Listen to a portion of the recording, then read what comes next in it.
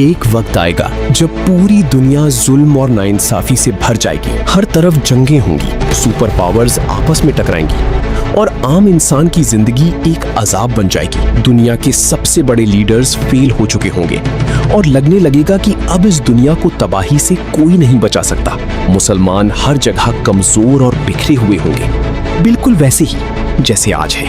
لیکن جب ظلم اپنی انتہا پر ہوگا اور امید کی آخری کرن بھی بجھنے والی ہوگی، تب دنیا کے سب سے بڑے ریگستان عرب کی زمین سے ایک ایسی شخصیت اٹھے گی جو اکیلے اس پوری دنیا کا نظام بدل کر رکھ دے گی۔ ایک ایسا لیڈر جس کا خوف دنیا کی ہر سپر پاور کے دلوں میں بیٹھ جائے گا، حضرت امام مہدی۔ پر ویٹ، آخر امام مہدی ہے کون اور وہ اس دنیا کو کیسے بدلیں گے؟ اس کے لیے ہمیں آج سے 1400 سال پیچھے جانا ہوگا۔ ایک دن رسول اللہ صلی اللہ علیہ وسلم اپنے صحابہ کے ساتھ بیٹھے تھے اور انہوں نے آنے والے وقت کی ایسی نشانیاں بتائیں جو آج ہمارے سامنے بالکل سچ ثابت ہو رہی ہیں۔ انہوں نے فرمایا تھا کہ قیامت تب تک نہیں آئے گی جب تک دنیا ظلم و ستم سے نہ بھر جائے۔ لیکن پھر رسول اللہ صلی اللہ علیہ وسلم نے ایک ایسے آخری لیڈر کی خوشخبری دی جو انہی کے خاندان یعنی اہل بیت سے ہوگا، ایک ایسی شخصیت جس کا نام بالکل رسول اللہ صلی اللہ علیہ وسلم کے نام پر ہوگا، محمد بن عبداللہ، جسے ہم آج امام مہدی کے نام سے جانتے ہیں، جن کا ٹائٹل المہدی ہے، جس کا مطلب ہے دا گائیڈڈ ون، یعنی جسے اللہ نے خود ہدایت دی ہو۔ لیکن امام مہدی سامنے کیسے آئیں گے؟ کیا وہ بچپن سے ہی جانتے ہوں گے کہ وہ دنیا کے سب سے بڑے لیڈر بنیں گے؟ نہیں، اسلامک اسکالرز اور حدیث کے مطابق امام مہدی ایک عام انسان کی طرح اپنی زندگی گزار رہے ہوں گے، مدینہ کے رہنے والے ایک عام شخص۔ لیکن ایک رات اللہ انہیں اسپریچول یعنی آدھیاتمک طور پر بالکل بدل دے گا اور اس سب سے بڑے مشن کے لیے تیار کرے گا۔ جب دنیا کے حالات انتہائی خراب ہوں گے، ایک مسلمان خلیفہ کی موت کے بعد تخت کے لیے ایک بڑی سول وار شروع ہو جائے گی۔ اس خون خرابے سے بچنے کے لیے امام مہدی مدینہ چھوڑ کر مکہ کی طرف چلے جائیں گے۔ وہ کعبہ کے پاس مقام ابراہیم اور حجر اسود رکن کے درمیان بیٹھے ہوں گے اور تب مکہ کے کچھ عالم اور نیک لوگ انہیں پہچان لیں گے۔ امام مہدی خود کو لیڈر ماننے سے انکار کریں گے۔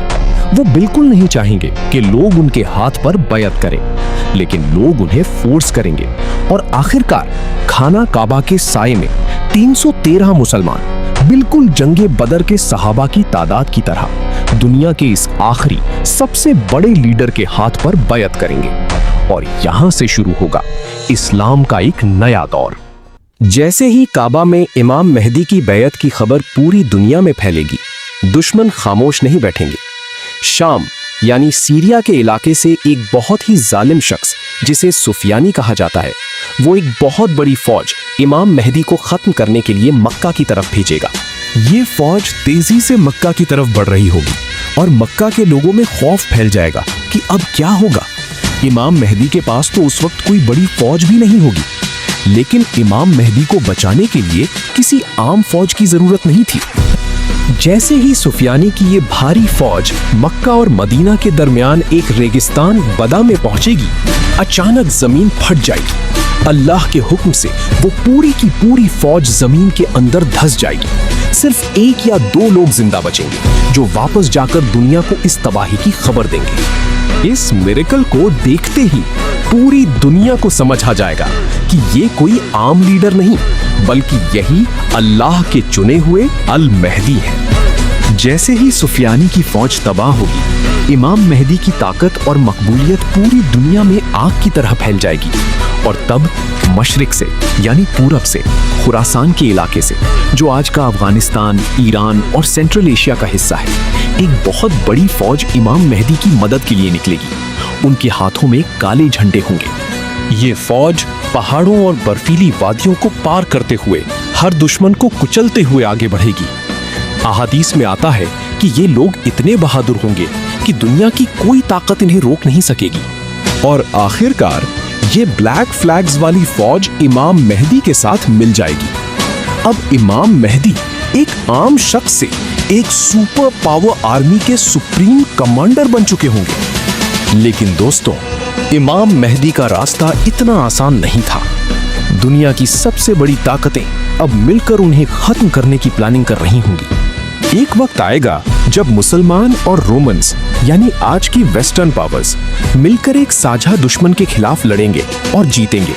लेकिन इस जीत के बाद वो वेस्टर्न पावर्स मुसलमानों को धोखा देंगी और यहाँ शुरू होगी मानव इतिहास की सबसे बड़ी, सबसे खूंखार और सबसे भयानक जंग, जिसे इस्लाम में अल मलहमा अल कुबरा, द ग्रेट वॉर, और ईसाई आर्मगेडन कहते हैं। ये जंग शाम, सीरिया के मैदानों में होगी। वेस्टर्न पावर्स के पास 80 झंडे होंगे और हर झंडे के नीचे 12,000 सैनिक, यानी लगभग 1 मिलियन 10 लाख की अति आधुनिक फौज इमाम मेहदी के सामने खड़ी होगी। ये जंग इतनी भयंकर होगी कि एक चिड़िया अगर इस मैदान के ऊपर से गुजरेगी तो वो धुएं और दहशत से मरकर जमीन पर गिर जाएगी।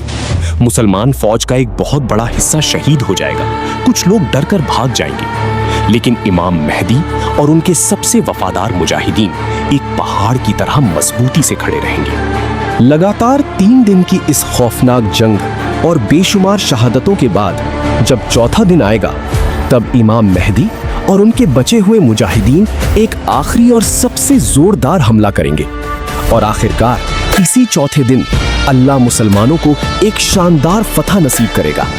इमाम मेहदी की फौज इस वक्त की सबसे बड़ी सुपर पावर को बुरी तरह कुचल देगी। इस सुपर पावर को हराने के बाद इमाम मेहदी अपनी फौज के साथ इस्तांबुल, कुस्तुनतुनिया की तरफ बढ़ेंगे और बगैर किसी खून खराबे के सिर्फ अल्लाहू अकबर के नारों से वो शहर दोबारा फतेह कर लिया जाएगा। अब लग रहा होगा कि दुनिया में अमन आ गया है। मुसलमान अपनी इस फतह का जश्न ही मना रहे होंगे कि अचानक एक ऐसी खबर आएगी जो उनके दिलों को हिलाकर रख देगी। खबर आएगी कि उनके पीछे, उनके घरों और बच्चों पर इंसानियत के सबसे बड़े और सबसे खतरनाक दुश्मन ने हमला कर दिया है। अल मसीह अद-दज्जाल। दज्जाल कोई आम इंसान नहीं होगा। उसके पास ऐसी शक्तियां होंगी जो लोगों के दिलों और दिमाग को कंट्रोल कर लेंगी। वो मुर्दों को जिंदा करके दिखाएगा, जमीन से फसलें उगा देगा। उसके एक हाथ में आग और दूसरे में जन्नत होगी। दुनिया की एक बहुत बड़ी आबादी, यहां तक कि बहुत से कमजोर ईमान वाले मुसलमान भी उसके धोखे में आ जाएंगे और उसे अपना खुदा मान लेंगे। दज्जाल 40 दिन तक पूरी दुनिया में तबाही मचाएगा और हर शहर में दाखिल होगा, सिवाय मक्का और मदीना के, जिनकी हिफाजत फरिश्ते कर रहे होंगे। इमाम मेहदी अपनी फौज के साथ वापस शाम यानी सीरिया के शहर दमिश्क पहुंचेंगे। दज्जाल की फौज उन्हें हर तरफ से घेर चुकी होगी। ये मुसलमानों पर सबसे मुश्किल वक्त होगा। फज्र का वक्त होगा। इमाम मेहदी मुसलमानों को नमाज पढ़ाने के लिए आगे बढ़ेंगे। इकामत हो चुकी होगी और तब आसमान से एक ऐसी शख्सियत उतरेगी जिसका इंतजार दुनिया पिछले 2000 साल से कर रही थी। दमिश्क की जामा मस्जिद के सफेद मीनार पर 2 फरिश्तों के परों पर हाथ रखे हजरत ईसा अलैहिस्सलाम जमीन पर उतरेंगे। अल्लाहु अकबर। जरा सोचिए वो मंजर कैसा होगा। उनके बालों से पानी के कतरे ऐसे चमक रहे होंगे जैसे मोती। जब वो जमीन पर आएंगे, इमाम मेहदी उन्हें देखकर पीछे हटेंगे और कहेंगे, आप आगे बढ़िए और नमाज पढ़ाइए। लेकिन ईसा अलैहिस्सलाम इनकार कर देंगे और कहेंगे, नहीं, इस उम्मत की यही फजीलत है कि इनका लीडर इन्हीं में से है।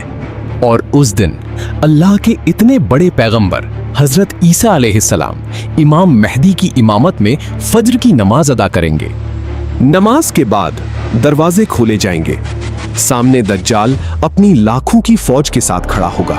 लेकिन जैसे ही दज्जाल की नजर ईसा अलैहिस्सलाम पर पड़ेगी, उसका सारा गुरूर टूट जाएगा। अहादीस के मुताबिक ईसा अलैहिस्सलाम को देखते ही दज्जाल ऐसे पिघलने लगेगा जैसे पानी में नमक पिघलता है। वो डर कर भागेगा, लेकिन ईसा अलैहिस्सलाम उसका पीछा करेंगे और फिलिस्तीन के एक इलाके लुद के दरवाजे पर उसे अपनी नेज़े यानी भाले से कत्ल कर देंगे। दज्जाल के मरते ही उसकी तबाही मचाने वाली फौज भी बिखर जाएगी और इस तरह दुनिया से फितना हमेशा के लिए खत्म हो जाएगा। इसके बाद शुरू होगा इंसानी इतिहास का सबसे सुनहरा और सबसे बेहतरीन दौर, इस्लाम का स्वर्णिम युग। इमाम मेहदी और ईसा अलैहिस्सलाम मिलकर इस पूरी दुनिया पर हुकूमत करेंगे। जमीन अपने सारे खजाने उगल देगी, बारिशें होंगी, फसलें इतनी बड़ी होंगी कि एक अनार के छिलके के नीचे लोगों का पूरा ग्रुप साया ले सकेगा। अमन शांति इतना होगा कि एक छोटी बच्ची शेर के साथ खेलेगी और उसे कुछ नहीं होगा। दुनिया से नफरत, जलन और जुल्म हमेशा के लिए खत्म हो जाएगा। दौलत इतनी होगी कि कोई सदका यानी दान लेने वाला नहीं बचेगा। 7 से 9 साल तक इमाम मेहदी इस पूरी दुनिया पर ऐसे न्याय और इंसाफ से हुकूमत करेंगे कि जमीन और आसमान वाले सब उनसे राजी होंगे। और फिर अपने मुकद्दस मिशन को पूरा करने के बाद इमाम मेहदी इस दुनिया से रुखसती ले लेंगे, विदा हो जाएंगे।